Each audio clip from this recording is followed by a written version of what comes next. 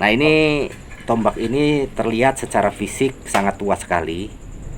Di sekitar eh, kiri kanannya masih sudah terdapat korosi ya. Mungkin sudah lama nggak terpelihara karena memang belum ada yang memelihara, masih ada di alam liar ya waktu itu ya, di alam entah berantah lah. Nggak tahu tuh. Iya mungkin. Nah, ini terlihat batu bintangnya nih, yang tadi Mas Ben bilang, karena dia memahami sisi-sisi pembuatan keris. Mas Ben ini memang ahli dalam pelajaran pembuatan benda-benda tajam tempo dulu ya, seperti keris maupun tombak. Assalamualaikum warahmatullahi wabarakatuh. Waalaikumsalam. Selamat berjumpa kembali dengan saya, Kang Idot. Di samping saya ada Mas Ben. Semoga sobat melihat malam masih dalam keadaan sehat walafiat, diparingi banyak rezeki dan dimudahkan semua urusannya. Gimana Mas Ben? Sehat tak? Alhamdulillah sehat. Nah, Mas Ben ini memang banyak sekali cerita-cerita perjalanan pribadinya yang berhubungan dengan sisi-sisi mistik ya.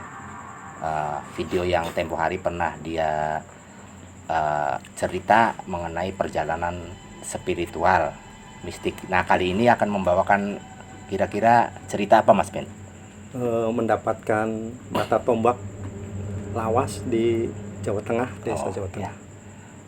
Baik, dia akan menceritakan sekitar kisah pribadinya di tahun berapa Mas Ben? Barusan bulan ini 2022. Berarti di tahun 2022, di mana Mas Ben ini menjalani hal-hal mistik yang berhubungan dengan benda pusaka, yaitu sejenis tombak ya Mas Ben ya. Tombak. Nah, Mata tombak. Baiklah sobat melihat malam, kita saksikan aja cerita Mas Ben. Bagaimana itu ceritanya? Silakan Mas Ben. Ya, terima kasih. Assalamualaikum warahmatullahi wabarakatuh. Pengalaman saya mendapatkan mata tombak ini di desa terpencil di Provinsi Jawa Tengah. Notabene-nya wilayah itu bukan kelahiran saya. Mata tombak ini menurut saya sangat lawas. Udah karaten, korosi lagi di setiap sudut-sudut lancipnya itu. Tapi saya yakin walaupun sudah termakan usia, tombak ini masih kokoh. Karena saya lihat campuran dari mata tombak ini ada batu meteornya. Konon dipercaya batu meteor ini mengandung titanium dan logam yang sangat kuat sekali, karena telah diproses oleh alam, proses dari atmosfer, dibakar atmosfer sampai datang ke bumi. Jadi dipercaya mempunyai kekuatan yang hebat kalau dicampur dengan besi untuk alat-alat persenjataan. Jadi ingat, ada legenda dua mata tombak yang dikenal sekali, bikinan di zaman Kerajaan Mataram Islam, dimiliki oleh raja-rajanya, yaitu tombak Kiai Pleret dan Kiai Kliring. Tombak-tombak ini sama dilapisi atau dicampur dengan batu meteor, sehingga bisa menembus lawan-lawannya yang memberontak waktu itu, yang dikenal dengan kekuatan adidaya, anti kebal, anti bacok. Setelah kena tombak yang dilapisi dengan batu meteor ini, bisa dilukainya dan bisa dikalahkannya. Oh, jadi ini Mas Ben ya, di samping kualitas dari bahannya karena ada batu meteor ya yang sempurna, mungkin ada kekuatan mistik di dalamnya juga luar biasa ya. Ya, mungkin. Menurut para empu, dengan dicampurnya dua kekuatan ini, mungkin tenaga supranaturalnya lebih kuat ya, lebih kuat dan ketajamannya melebihi besi tuh, bisa ngegesek kulit-kulit yang ngakunya tahan goresan. Oh begitu ya. Jadi ingat, dengan dua legenda itu. Jadi saya yakin tombak yang saya dapat itu sejaman dengan dua tombak legendaris dari Mataram itu. Jadi ceritanya begini, tahun 2022 ini, masih dalam bulan ini ya, awal September, setelah saya menghadiri wisuda anak saya di Jogja, Iya, iya. saya putuskan berkunjung ke kerabat di desa terpencil di Jawa Tengah. Karena saya sudah berjanji kalau ada waktu saya akan mampir bersilaturahmi. Singkat cerita, tanggal 5 kalau salah, nggak 5, saya berangkat dari Jogja pagi, nyampe di sana sore.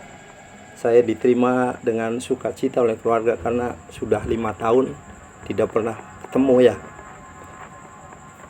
Kami diterima, ngobrol karena kangen. Besoknya kerabat saya itu ngajak saya karena merasa dikunjungi, Iya, iya. diajak untuk makan di luar sebagai tanda penghormatan ya. Sebelum nyampe ke lokasi itu, desa kecamatan itu sekitar setengah jam lah dari rumah. Sebelum nyampe ke sana, kerabat saya ngomong mampir dulu ke makam keluarga aja, karena kelewatan sih. Ya, ada makam sesepuh ya di Iya, situ ya. jadi di ujung desa tuh ada makam sesepuh, termasuk bapaknya. Iya, iya. Dulu bapaknya kepala desa. Nah, itu hubungannya apa, Mas Ben? Kerabat yang di Jawa dengan Mas Ben itu hubungannya apa? Hubungan jadi Kakak ada adik, perkawinan. istri berarti Istri dari saya sana. tuh, iya, itu Oh, kerabat dari istri. Iya, iya, iya. Karena udah kenal deket ya, dianggap Ya. deket lah. Nah, setelah nyampe ke lokasi pemakaman, mobil berhenti. Dia masuk, beres-beres makam keluarganya nih, sambil berdoa. Aneh, dalam kondisi yang terang ya, nggak ada angin, nggak ada hujan, tiba-tiba ada gulungan angin. Waktu kami berdoa tuh, saya juga kaget sampai daun-daun berhamburan naik ke atas kena gerakan angin. Dengan kondisi gini, kerabat saya nggak bergeming karena mungkin doanya belum selesai. Nah, saya yang aneh, dalam ada gerakan angin yang bergelombang, saya dengar suara-suara tuh, suara-suara jeritan kesakitan, jeritan marah, teriakan marah, langkah kaki lari, suara kuda, dentingan, senjata tajam, berulang-ulang. Saya sampai budek nih, nggak dengar apa-apa. Angin juga nggak saya hiraukan. Nggak tahu kerabat saya langsung narik saya. Ayo cepat masuk mobil. Anginnya tambah gede. Baru saya sadar. Oh iya, saya tuh tadi hampir ngelamun ya. Saya masuk mobil. Saat itu juga mobil berangkat. Kerabat saya ngomong, aneh aja, belum pernah angin kayak gini sebesar ini. Udah, saya nggak abaikan lah, karena saya juga bingung waktu itu. Mobil lanjut sampai di kecamatan, setengah jam kemudian kami di sana makan makanan khas kotanya. Setelah itu kembali lagi ke rumah semula untuk berbincang-bincang. Dalam perbincangan saya cerita, tadi kok ada suara, dengar enggak Mas? Suara apa? Suara kayak orang perang. Lah, kamu sih ilusi aja. Ya sudah, nggak saya lanjutin karena kerabat saya nggak percaya ya. Sudah selesai. Saya ngomong besok juga akan pulang, itu nggak lama, cuma mampir sehari lah. Sejak peristiwa itu, suara itu masuk ke telinga berulang-ulang sampai saya budek. Saya mau cerita, kerabat saya tadi udah nggak percaya ya, jadi percuma ya, saya simpen aja. Saya sampai masuk kamar, saya istirahat, begitu terus sampai saya ketiduran. Kang, dalam tidur saya bermimpi. Mimpinya sama seperti suara yang tadi di kuburan tuh. Cuma ini ada tambahan karena durasinya lebih lama. dan lebih jelas. Ada suara-suara Pragola Sedo terus berulang-ulang. Saya juga bingung. Setelah saya bangun, saya teringat ini mimpi kok berlanjut. Tapi itu tidak ada wujudnya ya suara itu? Ada, tapi ketutup asap. Dalam mimpi sih kelihatan seakan-akan saya ikut dalam gitu. Tragedi itu tuh. Cuma saya menjauh gitu. Yaitu saya penasaran, ada suara Pragola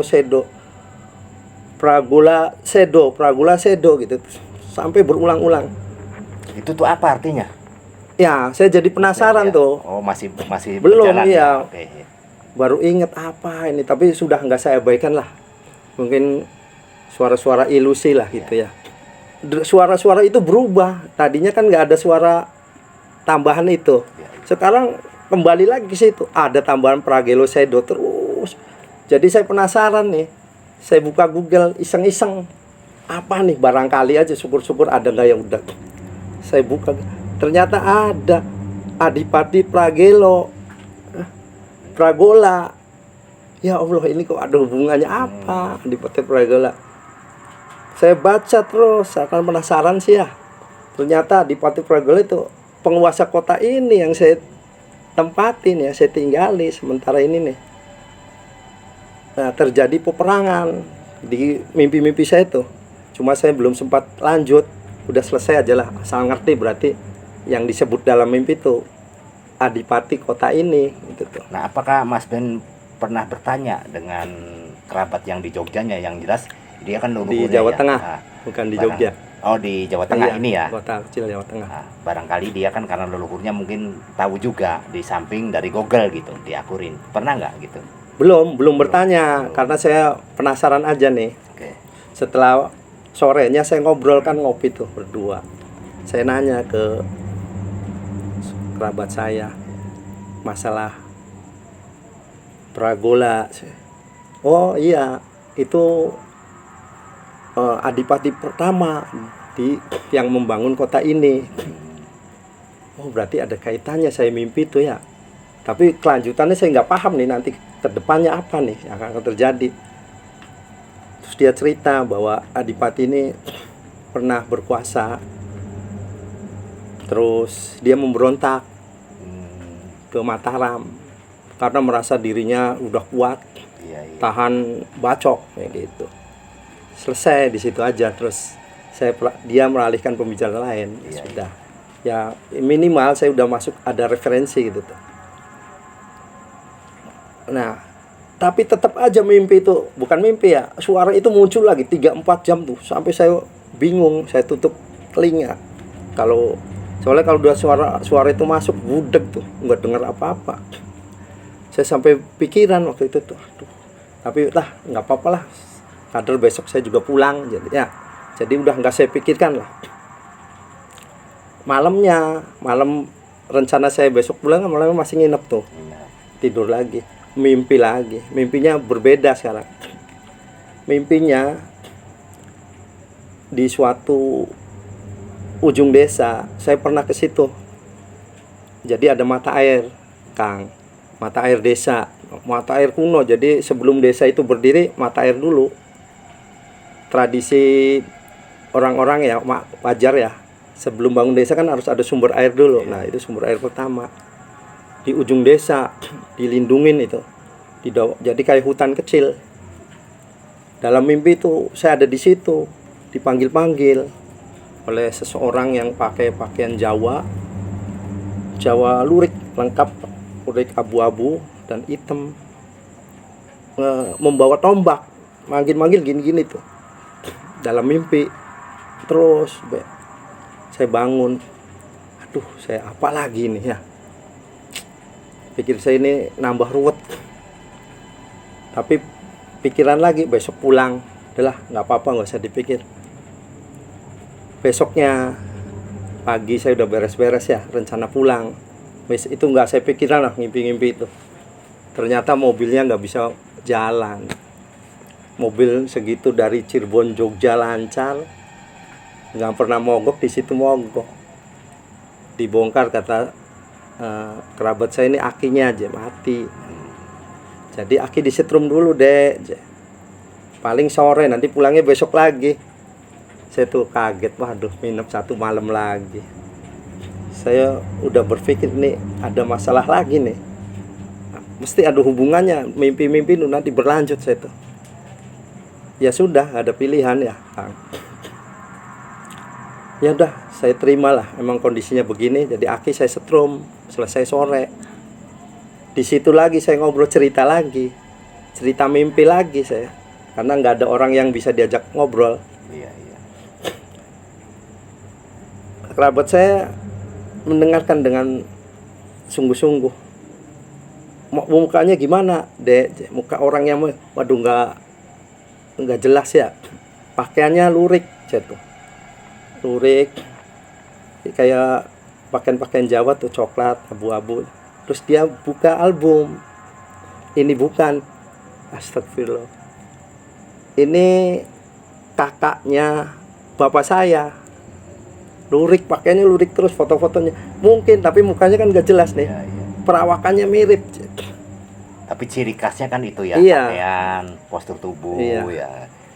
Jadi kerabat ini sekarang sudah mulai yakin ya dengan ada Iya, cerita-cerita. setelah saya cerita dia kelanjutan yakin. itu ya, iya. Dia nebak-nebak. Dia ngomong, Dek, penuh misteri.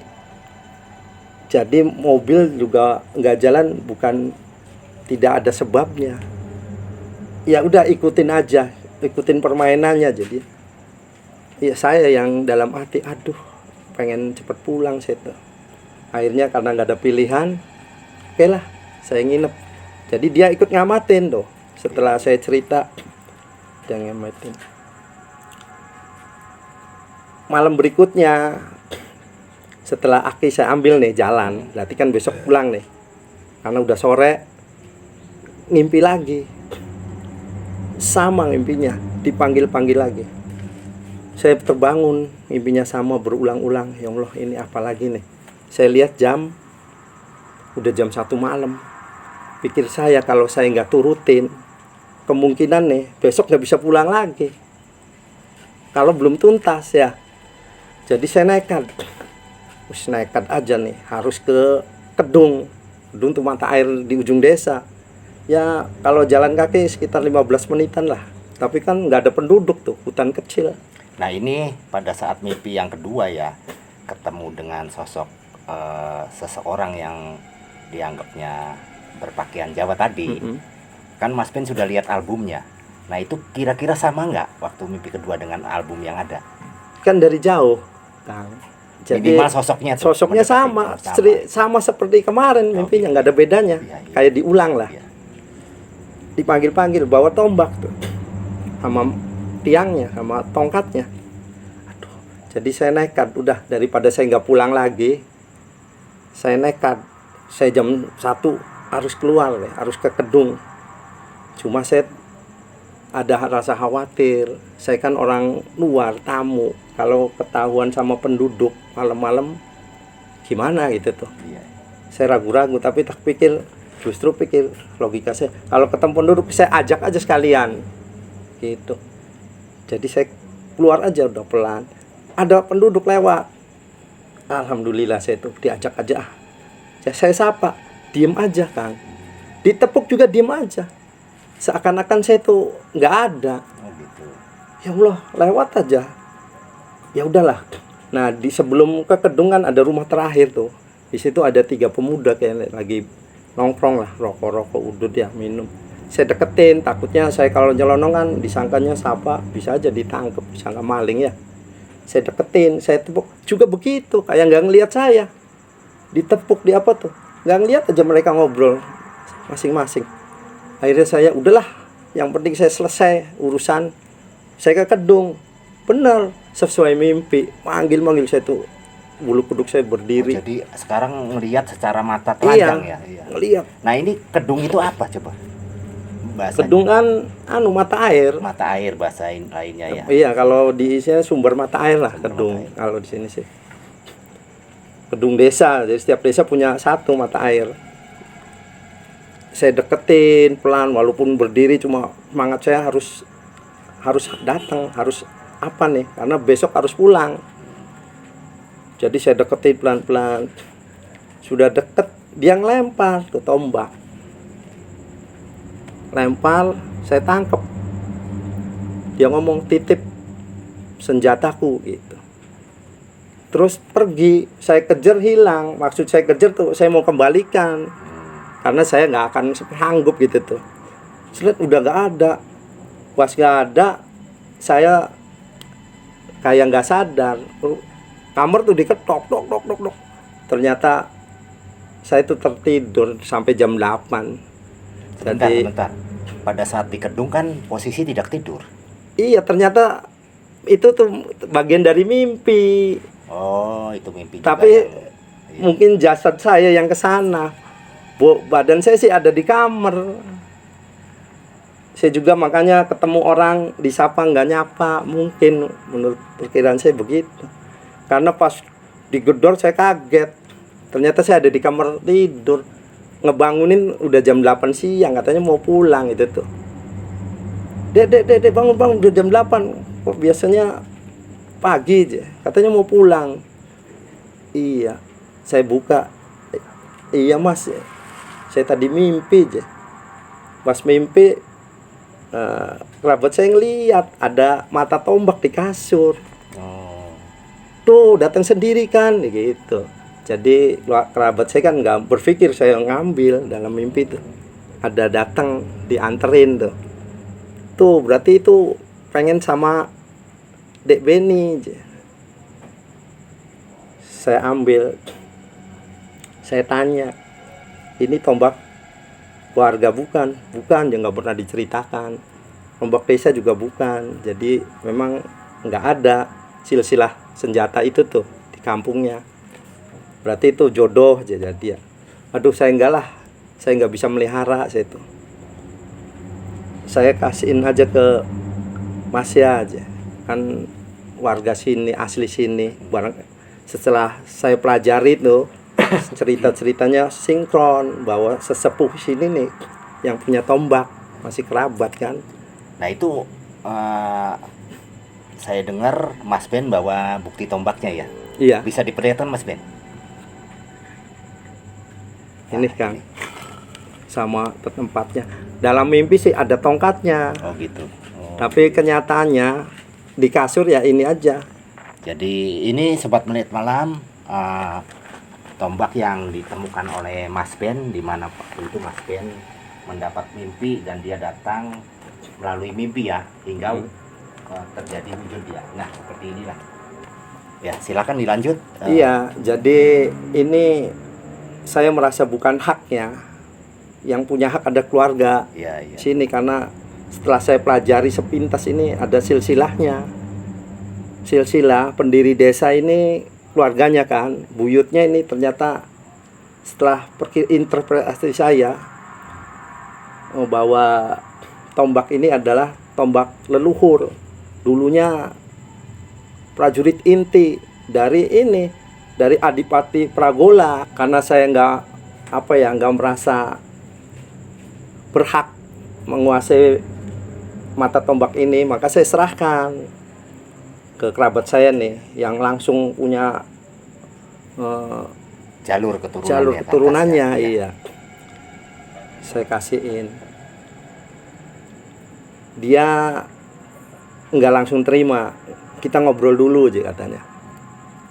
Kok bisa berpikir begitu, DP ini aja. Ya udah, saya duduk, saya ceritakan nih. Ini setelah saya pelajari, Mas, saya dengar dari suara-suara mimpi kayak Adipati Pragola disebut berulang-ulang. Terus ada peperangan.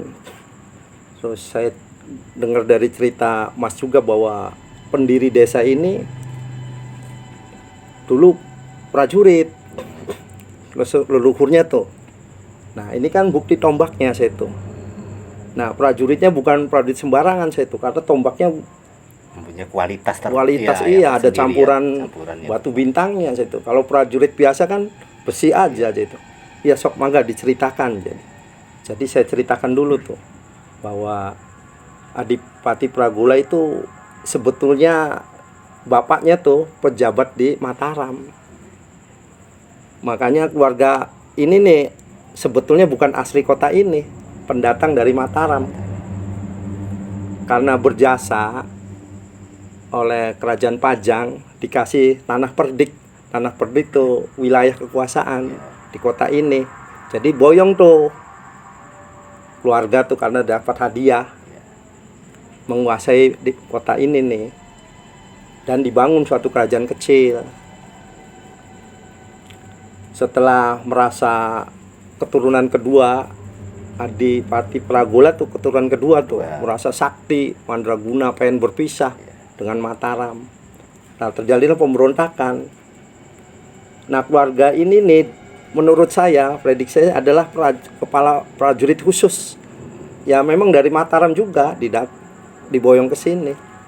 Pemberontak, jadi diserbu tuh, diserang oleh kerajaan Mataram karena ada perlawanan. Adipati Pragola walaupun kebal, dikenal sakti Mandraguna, tahan bacokan, tahan goresan benda tajam, bisa dikalahkan bisa ditembus dengan tombak Kiai Klinting yang tadi disebut tuh awal saya cerita. Akhirnya meninggal. Nah, prajurit ini kan karena Adipati Pragola meninggal, akhirnya kabur. Yang tidak kabur ya dihukum mati waktu itu pasti. Padahal Adipati Pragola itu senjatanya tadi ya, yang tadi ya itu kalah pamor ya istilahnya. Bukan, nggak tahu. Ini senjata pasukan khususnya. Ya. Ini bukan Adipati Pragolanya ini. Bukan. Kan kabur nih bawa senjata ini, mendirikan kota ini. Pendiri, bukan kota, desa, pendiri desa ini. Saya jelaskan gitu dia ngerti. Oh iya ya, berarti ini ada kaitan dengan keluarga saya. Jadi dia nerima tuh. Setelah saya jelaskan tuh, nih haknya kamu aja, haknya Mas aja. Setelah itu saya tenang, plong, udahlah saya nggak akan bawa beban ya. Saya rencana pulang. Sebelum pulang itu angin gede keluar lagi, kayak seperti di makam itu, lebih gede lagi, wah sampai daun-daun berterbangan, pohon depan, pohon mangga sampai mau rubuh, kena angin. Jadi saya dipanggil lagi, saya udah mobil, dede masuk sini, Mas saya masuk lagi, karena dia mungkin ngerti ya, orang Jawa, orang lama. Ini nih nggak mau, ini bukan hak saya, jadi kembali ke saya. Setelah dikembalikan anginnya hilang. Saya tuh ya Allah, kebetulan banget, apa ini kebetulan bang atau nggak ngerti lah. Saya tuh bingung ya dengan kondisi gini nih. Dia maksa kalau DB ini tetap mau nggak bawa, warga kami bisa kena musibah itu tuh. Ada keyakinan seperti itu ya di Jawa ya. Ya mungkin karena ngelihat dari sakralnya tombak ini, bahkan tombak ini sejarahnya banyak memakan darah lah di zaman-zaman tempo dulu ya. Nah itulah yang mungkin ditakutin oleh warga setempat. Jadi karena senjata ini datang juga kan melalui jodoh, Mas Ben biasanya. Jadi kalau bukan jodoh ya nggak bisa. Gitu. Iya, makanya bertahun-tahun senjata ini kan hilang. Tombak ini setelah saya datang malah saya yang dibawa mimpi, bukan keluarganya kan. Saya juga aneh. Jadi ya sudah, mau tidak mau saya nggak punya pilihan daripada ngorbanin keluarga. Udahlah biar saya akan nanggung gitu saya tuh. Saya bawa tuh, saya masukin tas. Ya aman, setelah saya masukin tas angin hilang, mobil nyala. Ya sudah, saya pamitan dengan segala konsekuensinya lah, segala resiko akan saya tanggung ya. Saya pulang. Dalam hati saya ngomong, walaupun saya sebetulnya nggak begitu percaya, ngomong ke benda ini nih, tolong jangan memaksa saya memelihara atau mensucikan. Saya takut musyrik gitu.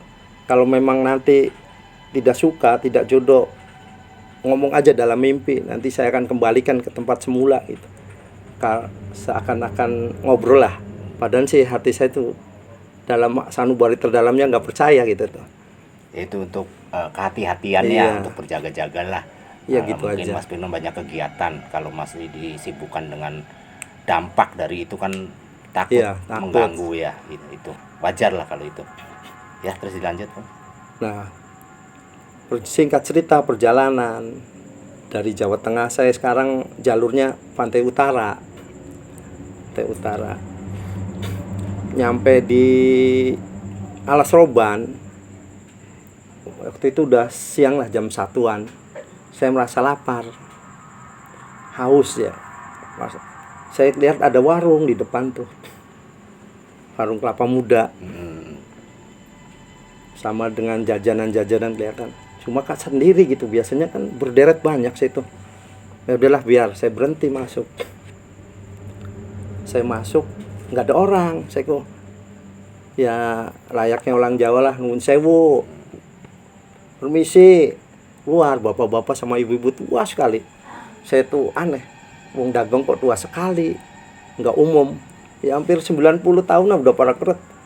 Dia keluar, dia kaget. Saya juga bingung, ada pembeli kaget. Harusnya kan seneng ya, kaget. Malah ngomong gini, yang laki-lakinya yang tuanya tuh, sampean manusia aja. Saya malah lebih kaget lagi, kok aja sampean manusia, dalam hati aja.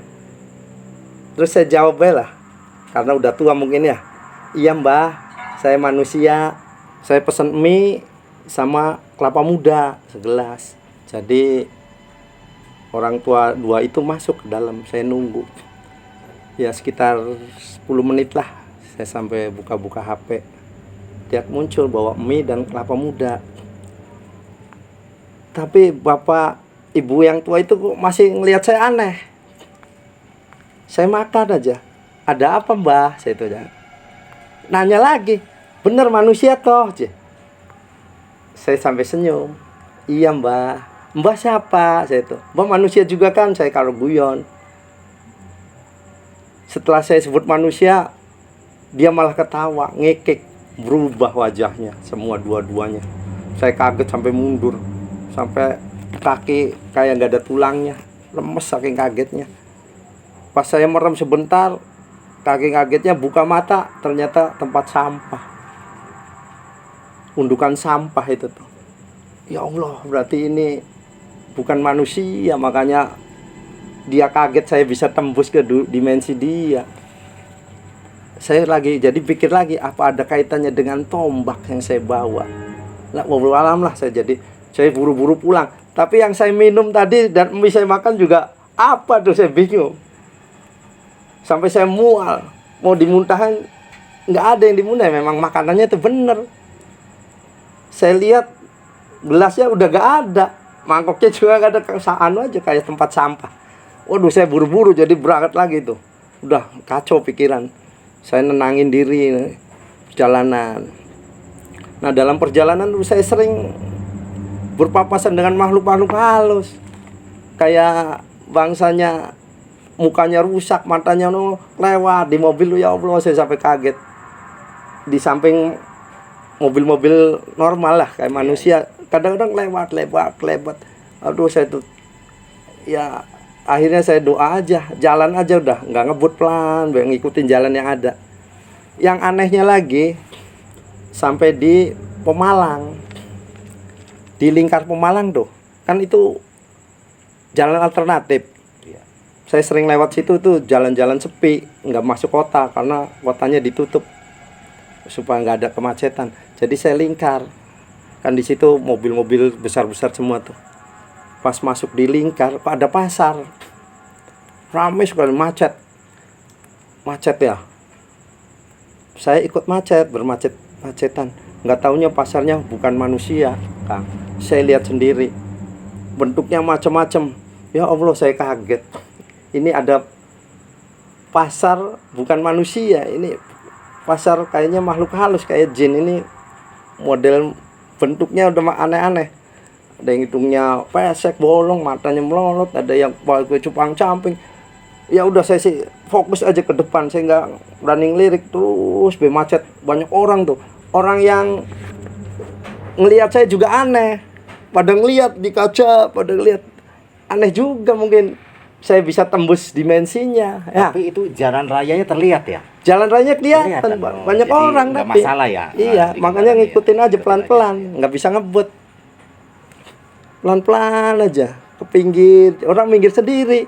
Ada yang lihat, ada tok tok tok tok di kaca tuh. Jadi lihat bentuknya, ininya memble hidungnya. Wah udah aneh-aneh. Saya jalan terus. Setelah ngelewatin simpang itu, ternyata pasar udah kelewat, lancar lagi. Nah, terus singkat cerita nih, nyampe ke Cirebon sore, hampir maghrib, saya kepikiran, ya sudahlah, sudah nyampe saya itu, alhamdulillah. Saya belum ada rasa dampaknya nih dari barang yang saya bawa. Minggu berganti minggu nih, udah hampir 3 minggu, baru ada sedikit saya keanehan, tapi menurut saya enggak fatal lah. Mungkin untuk mendidik saya supaya jangan sombong. Contohnya yang paling dekat baru beberapa hari kemarin, TV saya kan LG itu udah hampir 8 tahun ya, nggak pernah rusak. Pas ketemu temen main di Pekalangan, saya lihat TV-nya rusak, mereknya sama LG. Saya tanya, "Mal, nonton bola Mal, rusak band ya?" Dalam hati saya tuh tumbuh rasa sombong. Alhamdulillah punya saya sih sampai sekarang masih bagus ya, karena saya pelihara, jarang nyetel lah, sekali-kali aja. Saya pulang nggak kepikiran apa-apa. Pas pulang ke rumah besoknya TV saya mati, nggak bisa nyala. Ya Allah. Tapi nggak berpikir ke benda ini nih, masih awal sih, mungkin kebetulan. Seminggu yang lalu, ini yang terdekat nih, seminggu lalu terjadi begitu. Motor Xeon saya kan hampir 7 tahun nih, udah gak ada masalah, sampai ke Jogja pernah, kemana enak lah, karena saya pelihara ya. Pas saya ngeliat ada orang lewat, motor dituntun, saya dalam hati aja, padahal nggak bermaksud sombong ya. Alhamdulillah motor saya sih bagus karena saya pelihara dengan baik. Besoknya nggak bisa nyala, diketer sampai di bengkel, diganti kiprok, diganti busi, diganti aki, nggak pernah bener, ke dealer, sampai saya kesel, saya jual murah. Setelah kejadian itu beberapa kejadian terus. Lampu yang terakhir kemarin nih, lampu bohlam depan, saya cuma ngomong gini, itu kan kenyataan ya. Alhamdulillah lampu ini kok nggak pernah ganti, yang lain udah beberapa kali, langsung mati, kebakar. Akhirnya saya ngambil kesimpulan, apa ada hubungannya dengan mata tombak ini, mata tombak, supaya saya nggak sombong. Wallahu alam. Ya begitu Kang Edad. Nah, kalau boleh saya lihat kembali mata tombaknya ya, nanti coba saya dengan kemampuan saya yang minim, coba saya akan deteksi dulu kira-kira memang ada kekuatan apa di dalamnya. Iya, ada kodamnya atau apa, saya awam.